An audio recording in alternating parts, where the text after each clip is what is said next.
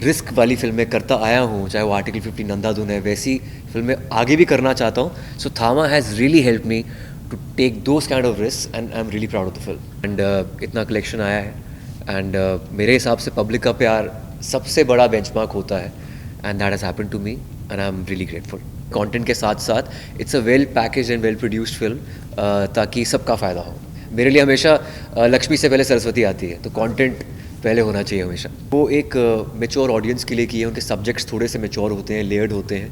पर थामा एक ब्रॉड स्ट्रोक कमर्शियल फिल्म है, बच्चों ने बहुत इन्जॉय की है. स्पेशली भेड़िया थामा की जो लड़ाई है, एंड का सीक्वेंस है जो.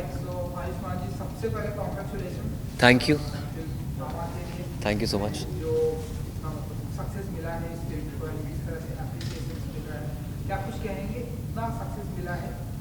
यार देखो, मैं बहुत खुश हूँ. मेरी पहली दिवाली वाली रिलीज़ है और मेरी लाइफ की सबसे बड़ी ओपनर है. अब देखते हैं कहाँ तक जाती है. एंड थामा करने का फ़ायदा ये होता है कि जब कमर्शियल फिल्म आप करते हैं तो आपको एक तरह की ताकत मिलती है, एक तरह का साहस मिलता है रिस्क लेने का.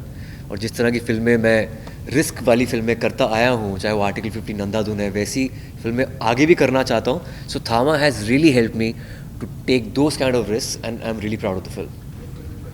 जैसा कि आपने बताया कि फर्स्ट ये आपकी फिल्म है, क्योंकि जितना कलेक्शन जो मुझे बताया गया था, मैंने भी हर जगह जो देखा 25 और भी अब तो और भी बढ़ चुका है जी. तो ये कैसे देखते हैं आपकी फर्स्ट डे कलेक्शन?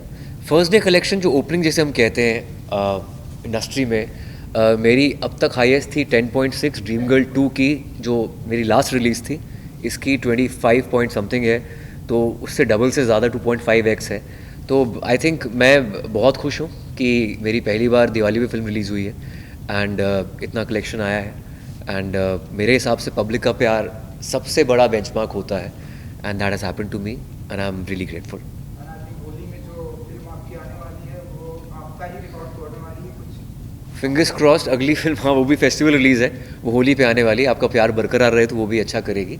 पति पत्नी और वो दो, उसमें पति पत्नी और वो जो है वो दो है, तो और वो दो भी है, तो बहुत इंटरेस्टिंग कॉन्सेप्ट है उसका. उसके लिए मैं बहुत ज़्यादा एक्साइटेड हूँ. तो हम क्योंकि थामा दिवाली पर एंड आपकी होली पर और एक फिल्म आ रही, तो हम ऐसा माने कि जहाँ पर फेस्टिवल में बड़े बड़े सितारे आया करते थे, ना आप सिर्फ और सिर्फ आयुष्मान रहेंगे हर जगह हर. यार वो मेरा बचपन का एक सपना था, क्योंकि मैंने हमेशा सुपरस्टार्स की फिल्म्स देखी हैं फेस्टिवल्स पे, और मेरी पहली बार दिवाली पे रिलीज़ हुई है. अगली फिल्म भी मेरी होली पे रिलीज़ हो रही है. तो मैं अपने आप को बस फॉर्चुनेट मानता हूँ कि मेरी फिल्में फेस्टिवल्स में रिलीज़ हो रही हैं. फ़ायदा ज़रूर होता है कि ऑडियंस तब फैमिली के साथ देखने आती है, और मैं फैमिली एंटरटेनर्स ही चूज़ कर रहा हूँ अभी. मैं चाहता हूँ कि वाइडर ऑडियंस के लिए फ़िल्म की जाए.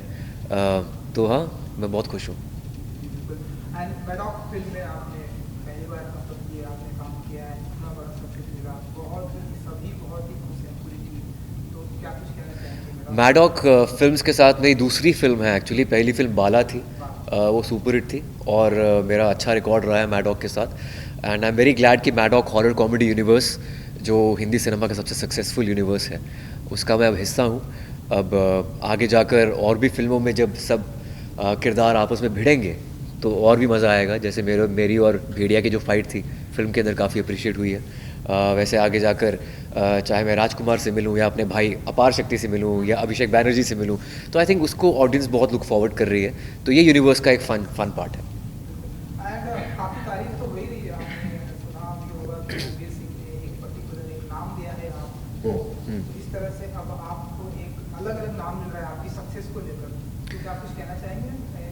ये जो आपको एक टैग मिल रहा है इस तरह का. और Ranveer Singh, he is a darling. वो मुझे किंग ऑफ ROI बोलते थे, लाइक तो रिटर्न ऑफ इन्वेस्टमेंट. मैं प्रोड्यूसर फ्रेंडली एक्टर हूँ, और मैं चाहता हूँ कि सारी फिल्में अच्छा करें, और मेरा रेम्यूनरेशन भी उतना हो कि जितना प्रोड्यूसर पे हावी ना हो, और वो रिटर्न्स मिले उसकी. यही मैं हमेशा चाहता हूँ.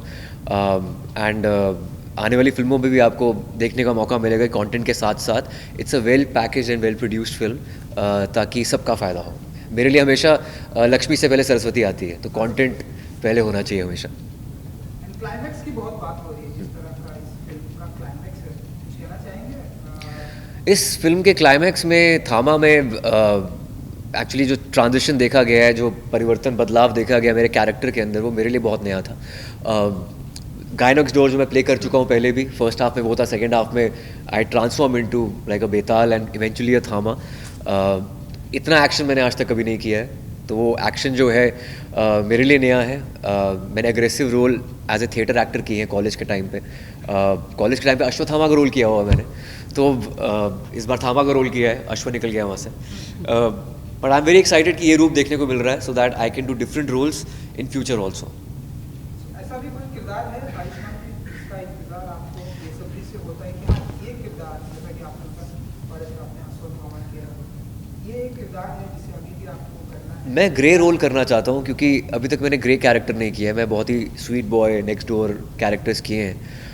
जो इसका हल्का सा अंश आपको शायद एक्शन हीरो में नज़र आया हो, थोड़ा सा डार्क या थोड़ा सा सन की, वैसा कुछ कैरेक्टर मैं करना चाहता हूँ। अंधाधुन में वो स्वीट बॉय ही था वैसे, जो थोड़ा सा उसकी एक सनक थी कि वो अंधा बनने की एक्टिंग करता था, बट जो प्रॉपर ग्रे कैरेक्टर होता है मैंने आज तक नहीं किया है, and I really look forward to do that. And जैसा कि हमने बात की, रणवीर सिंह ने काफ़ी एप्रिसिएशन मिला है, बहुत सारा आपको तारीफ मिल रही है इस फिल्म को। कोई एक ऐसा पर्टिकुलर, कोई ऐसी तारीफ, कोई ऐसा वर्ड जो आपको हमेशा याद रहेगा इस थामा से? थामा को लेकर सबसे बड़ी तारीफ मुझे छोटे बच्चों से मिली है।